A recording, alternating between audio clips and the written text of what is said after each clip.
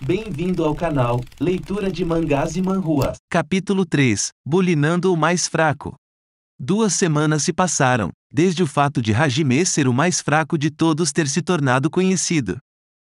Atualmente, Hajime estava usando seu tempo livre dos treinos para checar a livraria real.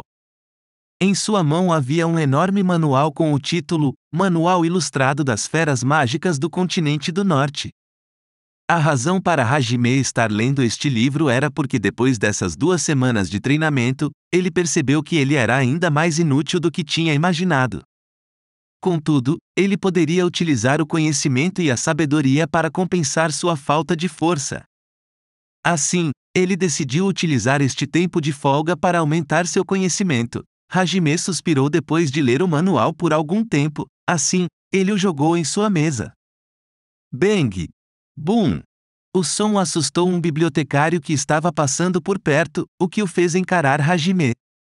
Hajime também ficou surpreso enquanto ele se apressava para se desculpar com o bibliotecário. Seja mais cuidadoso da próxima vez, o bibliotecário continuou a encarar Hajime. Hajime não pôde fazer nada além de se lamentar. O que diabos eu estou fazendo? E mais uma vez suspirou profundamente. Hajime lentamente pegou sua placa de status enquanto ele apoiava sua bochecha na palma de sua mão e encarava os números. Nome: Nagumo Hajime. 17 anos de idade. Homem. Classe: Sinergista. Level: 2. Força: 12. Vitalidade: 12. Resistência: 12. Agilidade: 12. Poder mágico: 12. Resistência mágica: 12. Habilidades: transmutação, compreensão da linguagem. Este era o resultado do treinamento duro de Hajime nessas 2 semanas. Ridículo! Naturalmente, ele estava ridicularizando seu próprio resultado. Aliás, vamos dar uma olhada no status de Kouki. Nome: Amanogawa Kouki. 17 anos de idade. Homem. Classe: Herói. Level: 10. Força: 200. Vitalidade: 200. Resistência: 200. Agilidade: 200. Poder mágico: 200. Resistência mágica: 200. Habilidades: aptidão com todos os elementos. Resistência contra todos os elementos. Resistência física. Magia complexa. Esgrima. Força hercúlea. Teletransporte. Previsão. Recuperação de magia de alta velocidade. Detecção de presença. Detecção de magia.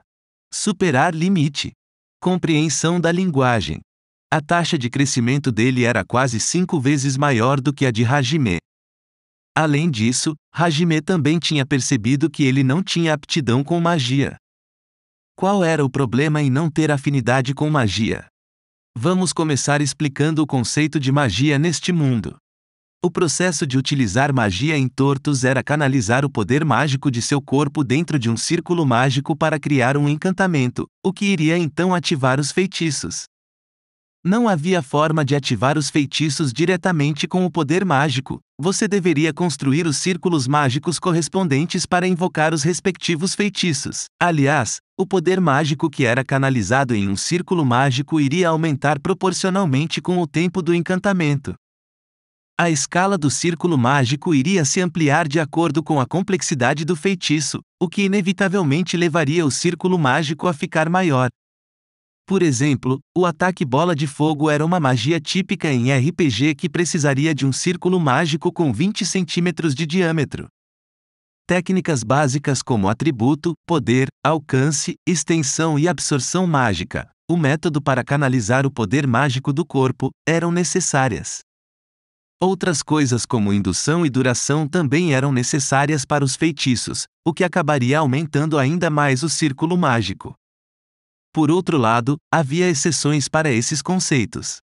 Isso era chamado de aptidão.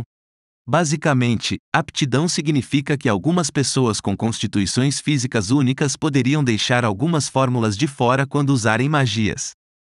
Por exemplo, uma pessoa com aptidão para o tipo fogo não precisaria escrever a seção do atributo na fórmula do círculo mágico. Em seu lugar, a pessoa poderia usar sua imaginação para compensar esta omissão. Ao invés de escrever a seção do atributo, se a pessoa pudesse imaginar o fogo enquanto entoava o encantamento, isso traria o atributo do fogo para o feitiço. A maioria das pessoas iria ter algum tipo de aptidão e o já mencionado círculo mágico de 20 centímetros de diâmetro era uma estimativa para uma pessoa comum. No caso de Hajime, ele não tinha qualquer aptidão. Além das 5 técnicas básicas, ele ainda precisaria adicionar a velocidade, trajetória, taxa de dispersão, taxa de controle e tais técnicas meticulosas. Assim, Hajime precisaria de um círculo mágico com quase 2 metros de diâmetro para lançar uma bola de fogo.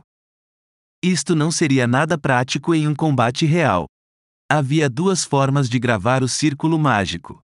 Usando um tipo especial de papel que só poderia ser usado uma vez ou gravações em metal que poderiam ser usadas várias vezes. A primeira era muito versátil, mas só poderia ser usada uma vez e sua força também era menor.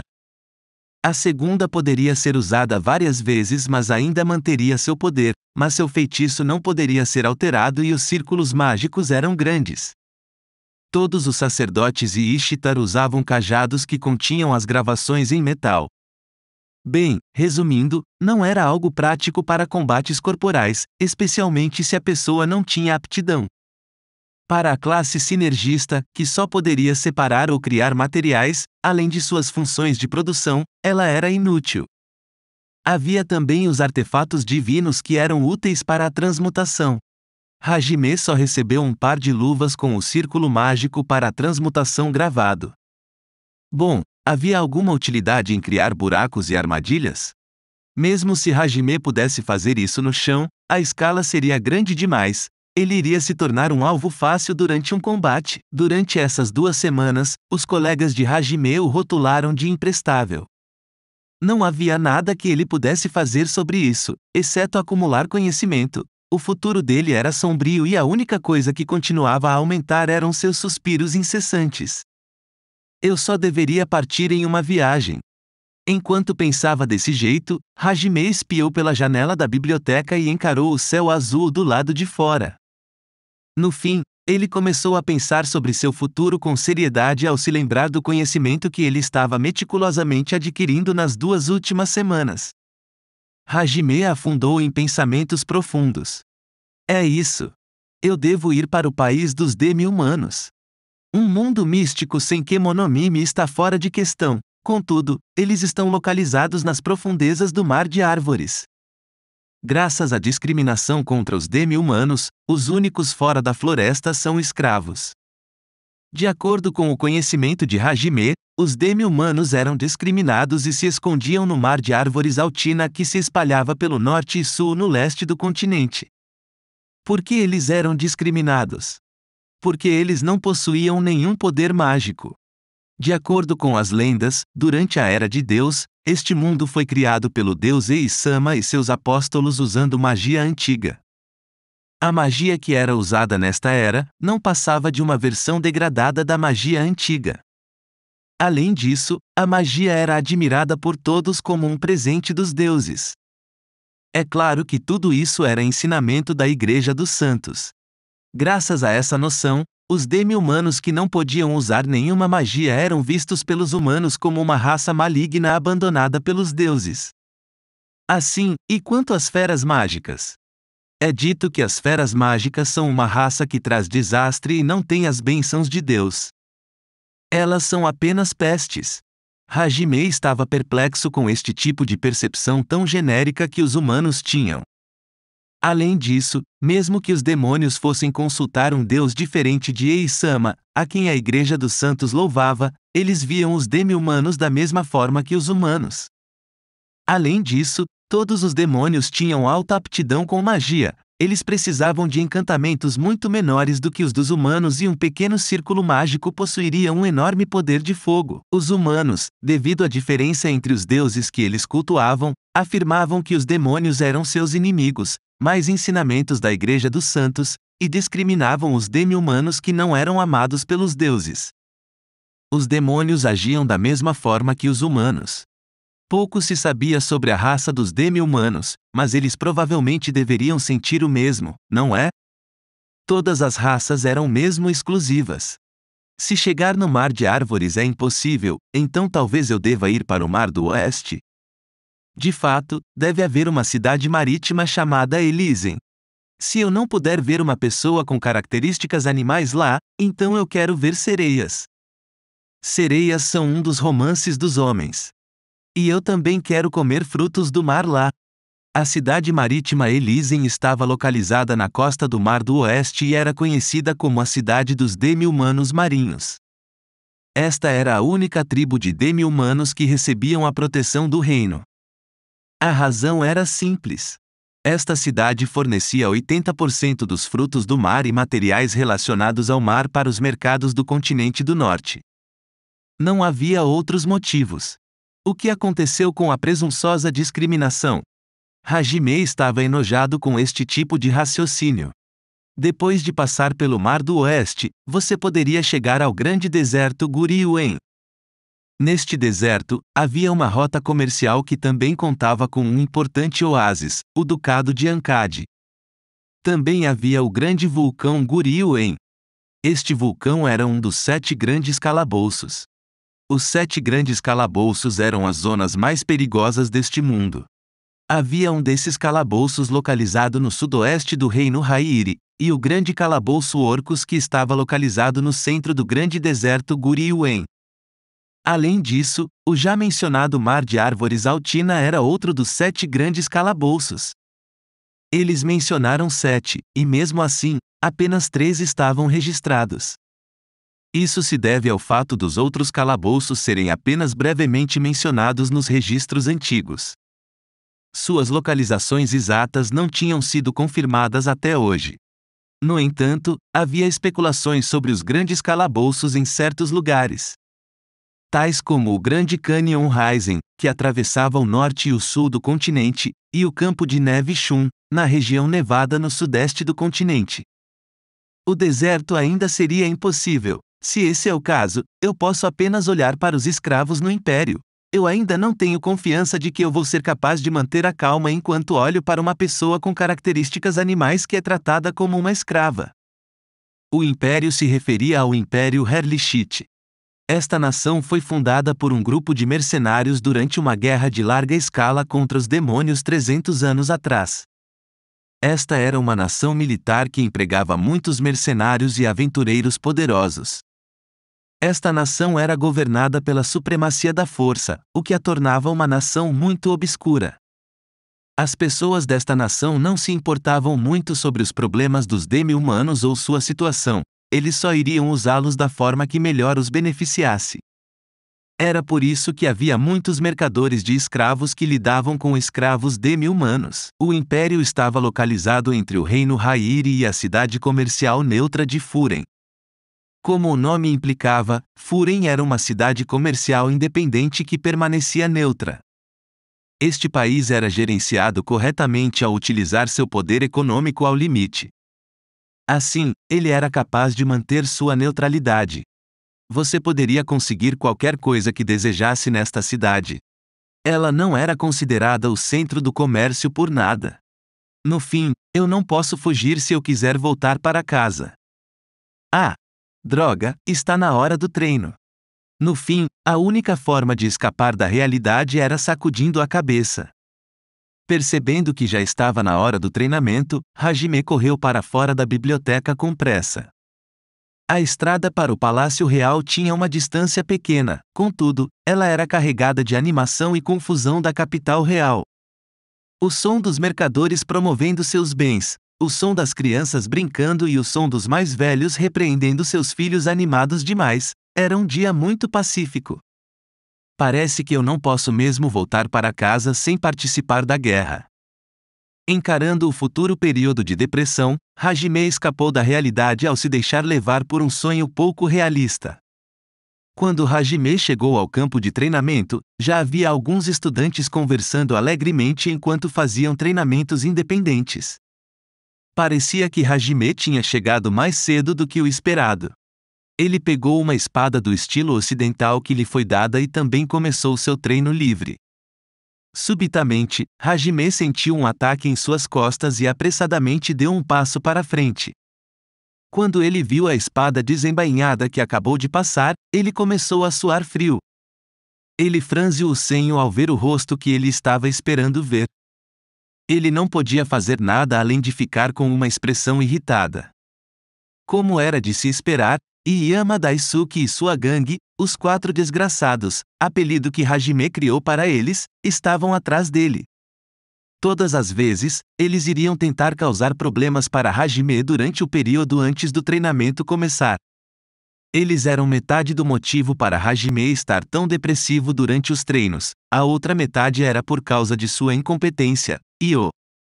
Nagumo, o que você está fazendo? Não faz sentido você carregar essa espada, você é tão inútil afinal. Hey! Iyama, você está pegando pesado demais. Mesmo que isso seja verdade, você não precisa falar, porque você vem sempre para o treinamento. Se fosse eu iria estar envergonhado demais.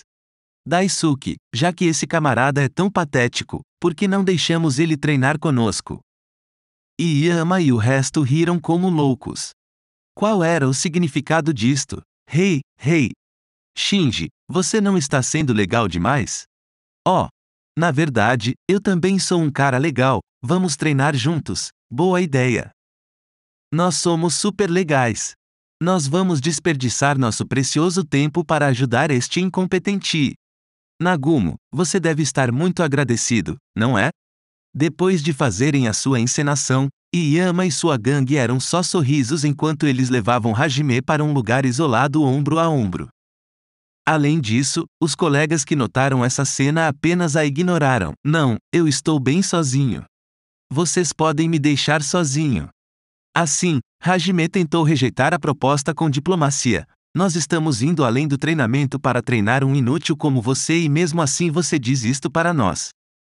Você está sendo irracional. Você só precisa ficar quieto e dizer, obrigado, mais tarde.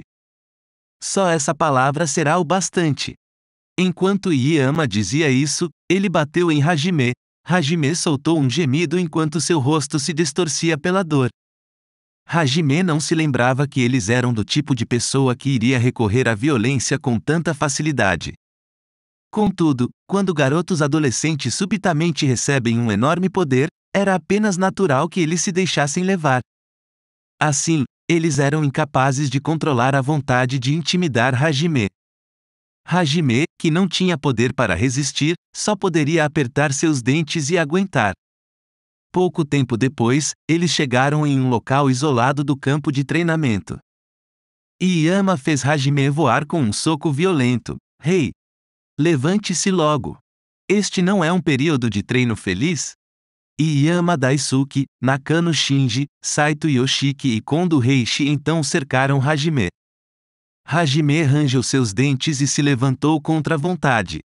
Nesse momento, Kondo usou sua espada embainhada para atingir as costas de Hajime. Hajime gritou enquanto caía para frente e ainda mais ataques foram feitos. Hey! Por que você está dormindo? Isto vai queimar. Queime o meu alvo, bola de fogo. Nakano lançou uma bola de fogo. Hajime, que foi incapaz de se levantar do chão pela dor em suas costas, desesperadamente rolou para o lado para desviar do feitiço. Entretanto, como se já estivesse planejado, Saito lançou outra magia. Fatie o meu alvo, bola de vento. Hajime, que tinha acabado de se levantar, foi atingido pela bola de vento no estômago e foi lançado para longe pelo vento. Hajime soltou um som quando ele vomitou um pouco de fluidos gástricos enquanto se agachava. A magia era uma simples bola de energia com 10 centímetros de diâmetro. Mesmo sendo esse o caso, ela ainda tinha o poder de um punho de um boxeador profissional. O motivo principal para tanto poder era devido à alta aptidão que eles tinham. O outro motivo eram os artefatos divinos que eles receberam do reino. De outro modo, os ataques deles seriam ainda mais fracos do que o fogo usado para cozinhar ou uma leve brisa. Hey! Você é fraco demais. Nagumo-chan, você não poderia se esforçar mais? Com isso, Iyama chutou Hajime que ainda estava agachado em seu estômago. Hajime fez o seu melhor para se impedir de vomitar. O linchamento, que estava disfarçado de treinamento, continuou por mais algum tempo. Hajime rangeu os dentes para aguentar a dor enquanto lamentava o fato de ele ser o único que era tão fraco. Mesmo que ele não fosse páreo para eles, ele poderia ao menos contra-atacar. Contudo, desde mais novo, Hajime nunca foi bom em lidar com conflitos. Sempre que havia um conflito entre Hajime e outra pessoa, somente ele sairia machucado. Ele acreditava que se ele recuasse, o conflito eventualmente chegaria ao fim, o que era muito melhor do que brigar. Algumas pessoas diriam que tais ações seriam muito gentis, enquanto outras diriam que Hajime era apenas um covarde. O próprio Hajime também não sabia como se classificar. Quando a dor estava ficando insuportável, uma voz zangada de garota repentinamente surgiu. O que vocês estão fazendo? Quando os 4 desgraçados escutaram essa voz, seus rostos revelaram uma expressão de medo. Isso era natural. Essa garota era a paixão de Iyama, Kaori. Contudo, ela não estava sozinha, até Shizuko, Kouki e Ryutaro aparecerem. Não. Por favor, não entendam errado. Nós estávamos apenas ajudando Nagumo com seu treinamento especial. Nagumo-kun. Kaori ignorou a explicação de Iyama enquanto ela corria para o lado de Hajime, que ainda estava agachado e tossindo sem parar. No momento que ela viu Hajime, nada mais importava para ela. Treinamento especial? Então isto era mesmo um treinamento unilateral. Não, isto é, eu não me importo com suas desculpas. Entre nossos colegas, Nagumo-kun não é adequado para o combate. Este tipo de incidente não deve acontecer de novo. Se vocês têm tanto tempo livre, vocês deveriam aproveitar para treinarem e ficarem mais fortes. Vendo a situação, Iyama e os outros deram risadas desconfortáveis enquanto eles partiam com pressa. Sob a magia de cura de Kaori, os ferimentos de Hajime gradualmente se recuperaram. Obrigado, Shirasaki-san. Estou salvo. Olhando para o sorriso sem graça de Hajime, Kaori balançou sua cabeça com lágrimas nos olhos. Isto tem acontecido com frequência? Se é esse o caso, eu. Por alguma razão, Kaori estava encarando na direção que Iyama e sua gangue fugiram. Hajime se apressou para tentar impedi-la. Não, não é sempre assim. Está tudo bem, eu estou bem, mas... Mesmo assim, Kaori parecia incapaz de aceitar isso. Hajime tranquilizou ela com outro sorriso. Finalmente, Kaori cedeu. Nagumo-kun, se você tiver algum problema, sinta-se livre para me contar. Se não, você pode falar com Kaori. Shizuko forçou um sorriso enquanto ela olhava para Kaori com uma expressão agoniada e Hajime também expressou sua gratidão a ela. No entanto, colocando um pouco de água fria na situação, havia o talento do herói, mas Nagumo também deveria trabalhar mais. Desculpas não vão te ajudar a ficar mais forte. Eu escutei que durante o período de folga, você sempre está na biblioteca. Eu acho que você deve parar com isso. Se eu fosse você, eu passaria todos os momentos do meu tempo livre treinando para ficar mais forte. Nagumo, você deveria ser mais sério, de outra forma, Iyama e sua gangue vão te intimidar de novo. Como Hajime poderia explicar isso para ele? Hajime ficou de pé meio atordoado enquanto o escutava. Gritos. Sério, Amanogawa era uma pessoa que acreditava na bondade dos outros, então ele pensava que todos iriam agir com gentileza. Na linha de pensamento de Amanogawa, não existia maldade na humanidade. Ele pensou que essas pessoas tinham motivos para agir da forma que agiram. Certamente não era por causa da outra pessoa envolvida. Ele tinha este tipo de pensamento em processo. Além disso, Kouki não tinha nenhuma malícia em suas palavras. Ele estava aconselhando Hajime para ele ser mais sério. Hajime já estava exausto e não tinha energia para resolver o mal-entendido. Ele pensou que seria inútil corrigir Kouki, que tinha tal senso de justiça. Shizuko, que entendia a situação, cobriu seu rosto e suspirou profundamente. Ela se desculpou com Hajime em voz baixa. Eu sinto muito. Kouki não tem nenhuma intenção ruim, eu sei, está tudo bem. Hajime respondeu com um sorriso enquanto ele se levantava e limpava a poeira de suas roupas sujas. Vejam, o treinamento já está começando. Vamos indo? Sob o incentivo de Hajime, todos voltaram para o campo de treinamento. Kaori ainda estava preocupada com Hajime, mas ele continuou fingindo ignorância. Como esperado, por ser um homem, ele não queria revelar seu lado fraco para uma colega. No caminho de volta para o campo de treinamento, Hajime continuou suspirando. Seu futuro parecia sombrio. Normalmente, depois que o treinamento acabava, eles iriam ter liberdade até a hora do jantar. Contudo, o comandante Meld segurou todos até fazer seu anúncio. Os estudantes estavam imaginando o que iria acontecer quando o comandante Meld usou sua voz grave para fazer o anúncio. A partir de amanhã, nós iremos conduzir nossos treinamentos práticos no grande calabouço Orcus. Todos os equipamentos necessários serão preparados por nós. Eu quero usar as feras mágicas fora da capital como alvos. Mais importante que isso, se animem. Tenham uma boa noite de sono. Dispensados. Ele rapidamente transmitiu o importante anúncio deste jeito.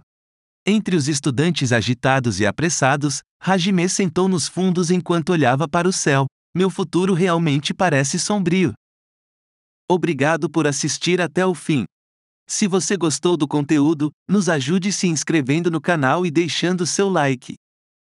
Isso dá motivação para continuar postando vídeos diariamente. Não se esqueça de deixar um comentário com dicas ou sugestões para os próximos vídeos. Sua participação é fundamental para o sucesso do canal e para a continuação da novela Arifureta.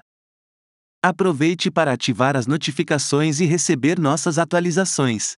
Obrigado pela audiência e até a próxima!